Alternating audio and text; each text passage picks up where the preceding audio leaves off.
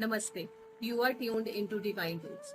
Let's walk together on the journey of light, learning and inspiration. मेरी आज की कहानी का नाम है बोझ। गुरु और शिष्य जंगल में रह रहे होते हैं। गुरुजी अपने शिष्य को तपस्या के नियमों के बारे में बताते हैं।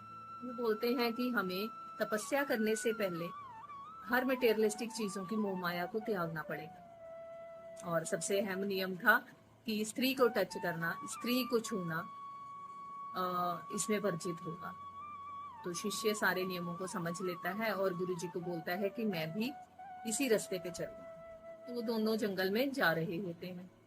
रास्ते में एक नदी आती है। नदी का बहाव बहुत तेज होता है और उसी किनारे एक स्त्री खड़ी होती है और वो नदी के बहाव के कारण उस नदी को पार नहीं कर पाती।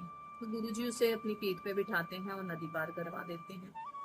शिष्य के मन में एक संशय उठता है कि गुरुजी ने तो ये सबसे अहम नियम बताया था कि स्त्री को छूना वर्जित होगा, पर वो खुद तो उसको पीठ पे उठाकर और नदी पार करवा रहे हैं। इसी तरह वो इस संशय के साथ गुरुजी के पीछे पीछे चला ही रहता है। तो गुरुजी पीछे मुड़ के देखते हैं और हंसने लग जाते हैं। बोलते हैं, बेटा तुम्हारे चेहरे पे कोई संशय दिख रहा है, अगर कुछ है तो बताए, कुछ दिमाग में चल रहा है तो अभी बता दो। बस 15 किलोमीटर चलने के बाद ये बात पूछी जाती है। तो वो शिष्य डरता डरता सहमता हुआ गुरुजी से पूछता है कि गुरुजी आपने तो बताया था कि स्त्री को टच करना तो वर्जित है, ये तो सबसे अहम नियम था, बट आपने तो उसको अपनी पीठ पे बिठाकर नदी पार करवाई। तो गुरुजी हंसने लग जाते हैं और कहते हैं कि बेटा मैंने तो उस बोझ को नदी पार करा के उस बोझ को उतार दिया था, पर तुमने तो उस बोझ को अभी तक उठाया हुआ और कितनी दूर तक चलते आए उस बोझ के साथ। ऐसे ही हमारी लाइफ में भी होता है कि बहुत सारी चीजें हम दिमाग में उस बोझ को लेके चल रहे होते हैं, पर दूसरों को पता भी नहीं होता, जिसकी वजह से हमने वो बोझ लिया होता है।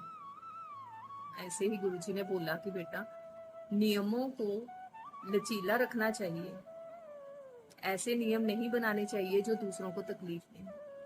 जब किसी को हमारी मदद की जरूरत पड़ेगी तो हम उसकी मदद जरूर करेंगे, बट उस बोझ को दिमाग में लेके चलते नहीं जाएंगे।